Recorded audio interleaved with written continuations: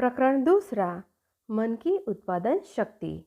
सत्यता को जानकर तुम्हारे हृदय को फिर भ्रम का दुख नहीं उठाना पड़ेगा, क्योंकि वस्तु स्वरूप जानने से इस बात का पता लग जाएगा कि सब पदार्थ तुम्हारे अधीन है। मनुष्य में उत्पादन शक्ति क्या वस्तु है?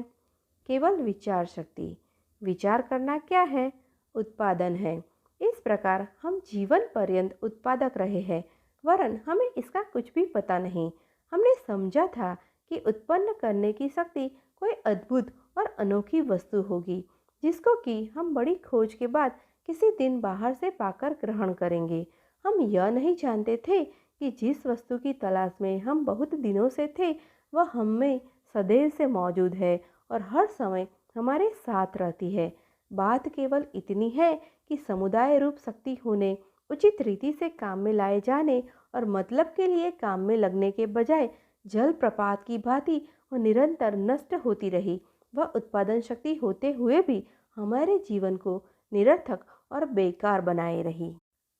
दिन आया दिन गया, ईश्वर ने एतवार छुट्टी का दिन दिया इत्यादि प्रकार का जीवन रह गया। अन्य समय में जब हम इसको काम में लाए भी तो बुरे कामों में। हमने अपने मन को रोग और शोक में, दुख और विपत्ति में, पश्चाताप और प्रलाप में लगाया, मानो ये मनुष्य के भाग्य में ही है। वास्तव में हमने स्वयं इन चीज़ों का पैदा किया और विचार की उत्पादन शक्ति द्वारा अपनी ओर आकर्षित कर लिया। मन उत्पादक है। इस कथन की सत्यता जितनी हम माने, उतनी ही अच्छे अच्छे विचार और योगावस्था हम उत्पन्न करेंगे। परंतु यदि मन द्रुतगामी घोड़े को भांति हो, जो दांतों के बीच लगाम होने पर भी क्रोध और अहंकार, भय और भ्रम के कारण वेग से दौड़ा चला जा रहा है, तो उससे उसकी भी वैसी ही अवस्था हो जाएगी। कसाय से दुख और रोग उत्पन्न होगा। क्रोध से आत्मा क्रूरता और शरीर में कठोरता आती है, जिससे जीवन महा दुखमयी हो जाता है और विपत्ति और रोग का कारण होता है। भय और घबराहट से काम में असफलता और दरिद्रता का चित्र सामने आता है और यह समझने लगता है कि मैं अभागी हूँ, निर्धनी हूँ। फिर इस विचार का उसके जीवन पर प्रभाव पड़ता है। एक बार एक छोटा सा जलप्रपात किसी पहाड़ी से नीचे बह रहा था।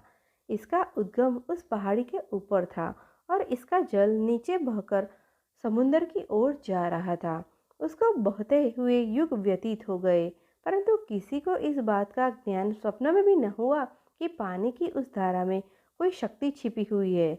एक दिन एक व्यक्ति ने, जो अपने मित्रों से शान में कुछ बढ़ा चढ़ा था, वह देखा कि उसमें एक शक्ति छिपी हुई है, इसलिए उसका बहाव नियम पूर्वक अपने अधीन किया जाए, ऐसा विचार कर उसने इस कार्य को अपने हाथ में लिया और उस पर बांध बनाए और जलाशय बंधवाए।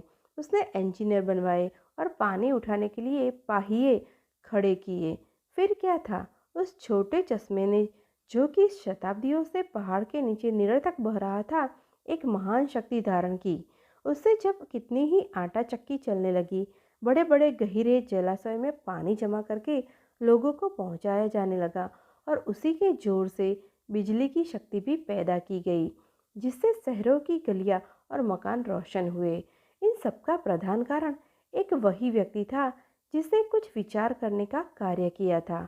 हजारों मनुष्यों ने यह जलप्रपात देखा, परंतु कुछ न देखा।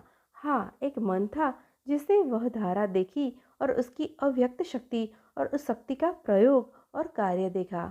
उसने देखा कि शताब्दियों से एक बड़ी काम देने वाली वस्तु निरर्थक पड़ी है और राह देख रही है कि मनुष्य मुझको जाने। उसके मन के चित्र ने उस वस्तु को उत्पन्न किया जिसका वह चित्र थी। इसी प्रकार मन भी सोते की भांति चलता रहता है और जीवन की पहाड़ी से नीचे उतरते हुए अपने आप को नष्ट कर रहा है और मन के स्वामी को पता नहीं है कि मैं किस शक्ति का स्वामी हूँ।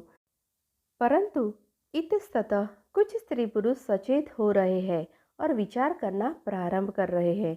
वे प्रश्न करते हैं, प्रकाश की खोज में है। वे इस बात को समझ रहे हैं कि मनुष्य आत्मा का आदमत्व क्या है और यह समझ रहे हैं कि मैं क्या हूँ, और इसका फल यह है कि वे सुखी और आनंदित करने के लिए उत्पाद शक्ति को प्रयोग में लाने का उद्योग कर रहे हैं। अब उन्हें मालूम हो रहा है कि वे जीवन समुद्र में बहते हुए काष्ठ की भांति भाग्य और परिस्थितियां रूपी लहरों के अधीन नहीं है। उन्हें मालूम हो गया है कि हम अपने भाग्य और बाह्य परिस्थितियों के निर्माता स्वयं ही है और हम ही अपने विचार स्रोत पर पूर्ण अधिकार रखते हैं। हम ही अपने मार्ग को अपनी इच्छा अनुसार बदल सकते हैं। हम ही खराबी को दूर कर सकते हैं और उसको सद्मार्गों पर लगा सकते हैं। वे यह मालूम करने लगे हैं कि हमारे भीतर एक शक्ति विद्यमान है जिसको उचित मार्ग पर लगाने से हमें सब प्रकार का सुख और शांति मिल सकती है। जब मनुष्य को इस सत्यता का पता लग जाता है तो उसे कैसी खुशी होती है। इस बात के जानने के आनंद का क्या कहना कि हमारा जीवन भी उतना ही अच्छा और उत्तम बन सकता है जितना कि हमारे पड़ोसियों का है। हमारे नेत्र खुल गए हैं और अब हम देख सकते हैं कि हम निर्धन केवल इस कारण से रहे हैं कि हमने उस भलाई को नहीं प्राप्त किया जो कि हमारे चारों ओर थी। ठीक बात है, उस समय हमारे नेत्र ऊपर को उठे हुए थे, इससे हमने उसको स्वप्न में भी नहीं देखा। हमने एक बार भी इस बात पर विचार नहीं किया कि सूर्य का प्रकाश हमारे लिए परिमित है या नहीं, जबकि दूसरे उसकी जीवनप्रद रश्मियों का भंडार रखते हैं। हम जानते हैं कि सूर्य सबके लिए प्रकाशित होता है और जितनी उष्णता और ज्योति की हमें ज़रूरत है हम उससे पा सकते हैं। हमें इस बात का स्वप्न में भी विस्मय नहीं हुआ कि वायु जिसमें कि हम श्वास लेते हैं कहाँ से आती है। उसके बिना हम एक क्षण भी जीवित नहीं रह सकते। जिस भोजन और जल की हमें आवश्यकता होती है उस पर भी कुछ विचार नहीं करते हैं।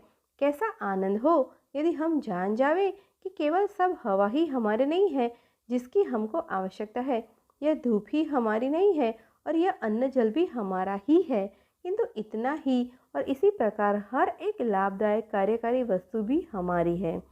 जिस किसी की हमें इच्छा है और जिस वस्तु का भी हमारा मन इच्छा करता है, जो कुछ भी भलाई हम हमारे साथ चाहते हैं, जिस किसी भी पद पर हम पहुंचना चाहते हैं, वह सब हमारा है, अर्थात मेरा भी और आपका भी। और यदि हम विचारपूर्वक रहे, सचेत होकर रहे, जोश के साथ रहे और दृढ़ता से रहे तो इन बातों का हमारे जीवन पर प्रभाव पड़ेगा। क्योंकि किसी ने कहा है कि जाको जा पर सत्य सनेहु सो तिहि मिलत न कछु संदेहु।